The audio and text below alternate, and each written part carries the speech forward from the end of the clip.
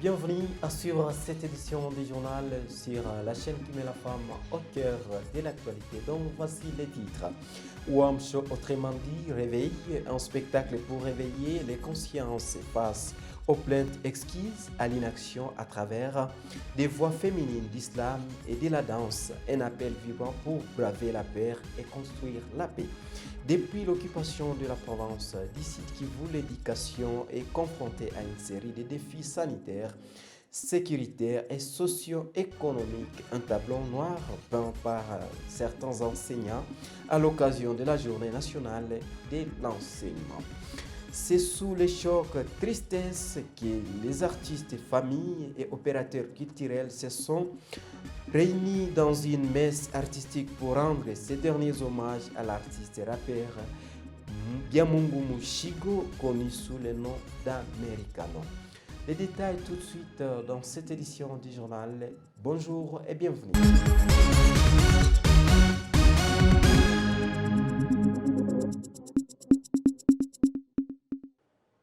Il n'est pas parti, il vit à travers son art dans nos cœurs. C'est avec ce thème que les artistes, les opérateurs culturels, la famille se sont réunis au centre culturel Ndaro ce samedi 25 avril 2026 dans une messe artistique pour dire adieu à l'artiste rappeur Byamungu Mushigo, connu sous le nom d'Americano.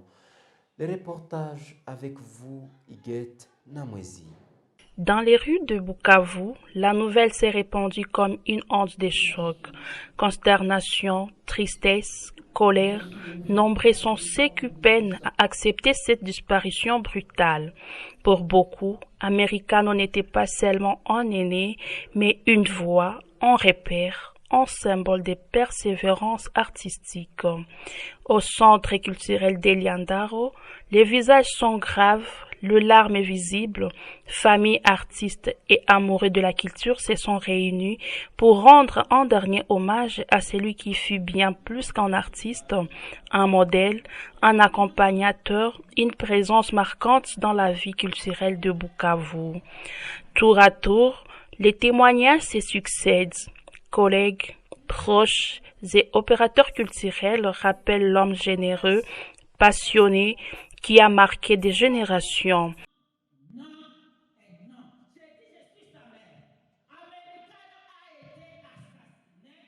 Mais derrière l'émotion, une douleur profonde, les corps sans vie d'Americano a été retrouvé au bord du lac Kivu, près de la frontière de Ruzizi 2. Les circonstances exactes de sa mort restent inconnues, laissant place à l'indignation et aux interrogations. Aujourd'hui, Bukavu pleure un artiste, mais garde vivant son héritage. Allez, mangeons, vivons, mangeons, vivons. Allez, défroider, tout est vanité, vanité. À l'occasion de la Journée mondiale de la presse célébrée le 3 mai de chaque année, l'Union nationale de la presse du Congo, section du Sud Kivu, a lancé une série d'activités lors d'un point de presse tenu ce jeudi 30 avril 2026 à Bukavu. Qu'en est-il, Kosna Muigwa?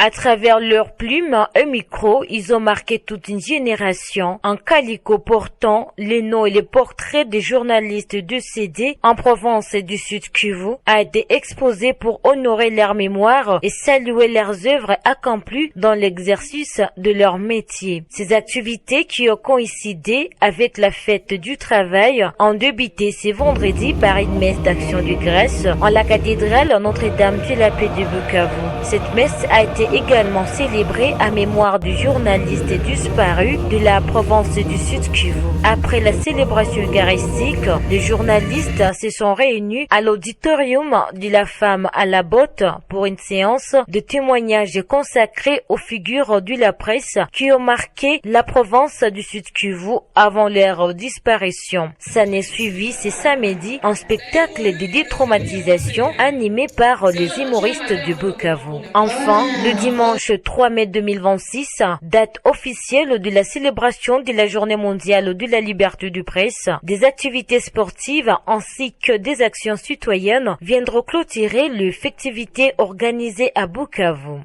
le dimanche, nous serons dans l'activité sportive. Et en tant que journaliste, nous sommes appelés à pratiquer du sport pour être beaucoup plus souples. Et nous allons faire cette procession de marche de santé. Et nous allons marcher lentement juste de Nyawera jusqu'à la place Biega Terrasse. Et à ce moment-là, nous allons échanger autour de ce thème, façonner un avenir de paix.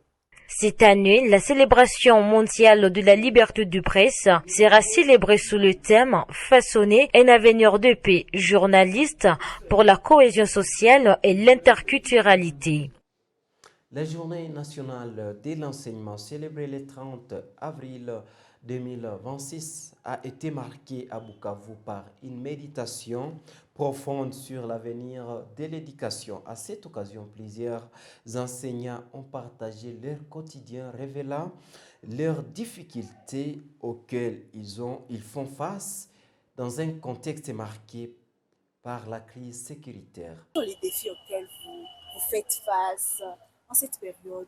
Les défis auxquels nous faisons face aujourd'hui, c'est d'abord les défis des traumatismes. D'abord, parce que nous sommes traumatisés par la guerre. Nous allons encadrer les enfants, nous allons encadrer les éducateurs, mais avec les coûts de vie actuels, non seulement à cause de la guerre, mais aussi à cause des salaires modiques que les agents éducatifs reçoivent. Nous commémorons la journée nationale de l'enseignement ou la fête de l'enseignant. Oui. Nous l'avons commémorée dans la misère. Les enseignants sont obligés d'aller à Butembo, d'aller à Uvira pour aller chercher les salaires. Certains perdent de la vie même et certains sont braqués en retournant. Et à part cela, c'est la gratuité totale au niveau de l'école primaire. Il y a les défis liés à l'insécurité. Vous voyez, depuis que nous sommes dans cette situation, il y a les banques qui sont fermées et on n'a pas accès à notre salaire. Il y a l'autre défi lié à la fréquentation des élèves. Comme il y a la situation qui est compliquée, l'enfant ne fréquente plus l'école.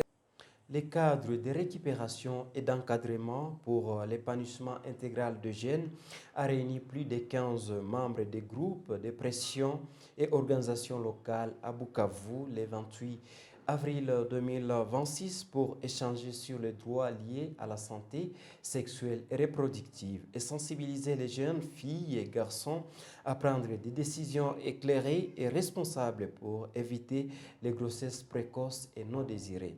Qu'en est-il, Kosna Mouigwa?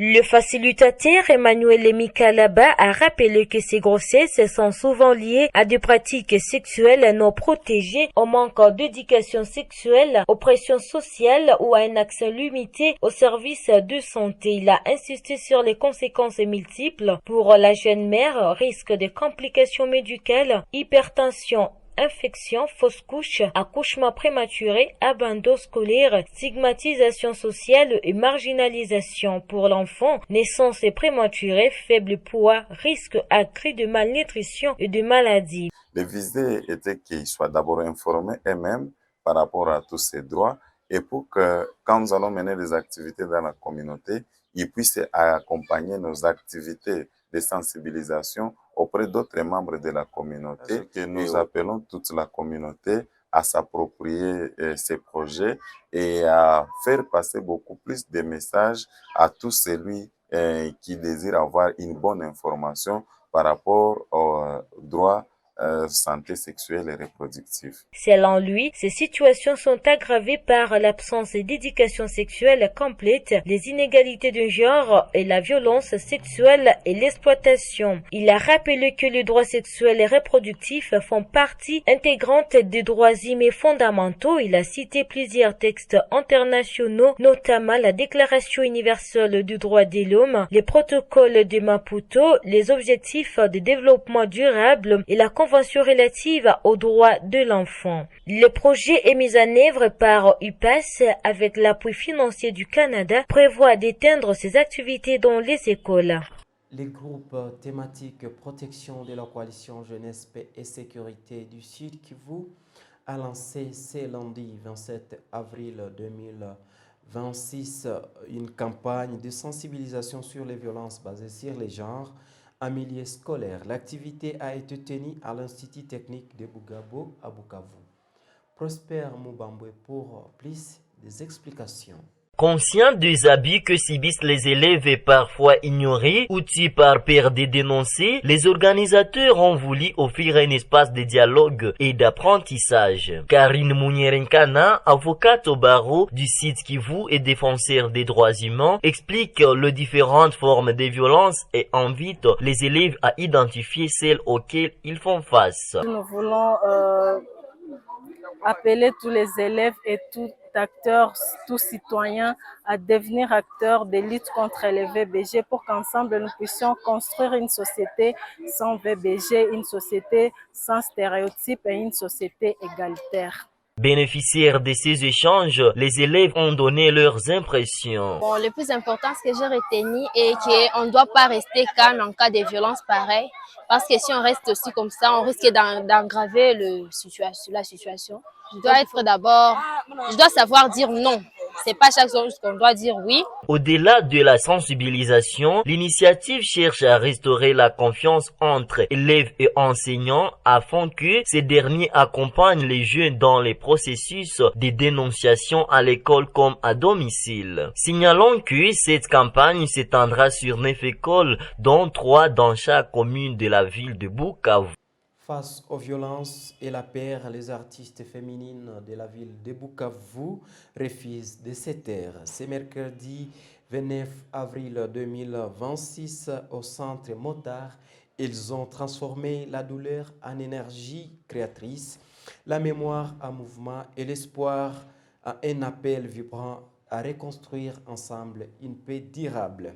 C'était à l'occasion de la journée mondiale de la danse. Elles ont offert un spectacle où la danse contemporaine et l'islam se sont mêlés pour dérider, mais surtout pour réveiller les consciences. Iguette Namwezi pour plus de détails. Le spectacle Ouamcho, qui veut dire réveil, n'était pas seulement qu'une fête artistique.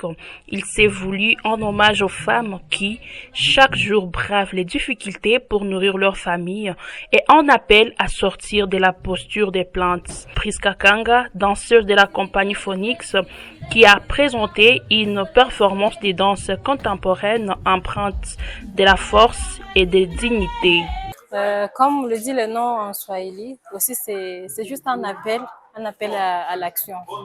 On a remarqué que beaucoup de gens se posent déjà dans une posture de paresseux ou de plainte. Je dis, bon, il n'y a pas de travail ici au Congo, il y a la guerre et tout.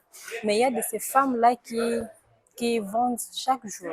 À partir de 6 heures, elles sont déjà en route en train de vendre jusqu'à, je ne sais pas, 17 heures. À travers leurs gestes et leurs mots, ces artistes ont rappelé que l'art n'est pas seulement divertissement, il est résistance, hommage et moteur des changements. Malgré nombreux défis, leur message c'est s'élever, agir et refuser que la guerre soit une excuse à l'inaction. C'est bien plus souvent dans des petites choses que dans des grandes qu'on connaît les courageux, disent les sages. C'est la fin de cette édition du journal, chers téléspectateurs. Merci d'avoir suivi. À la prochaine.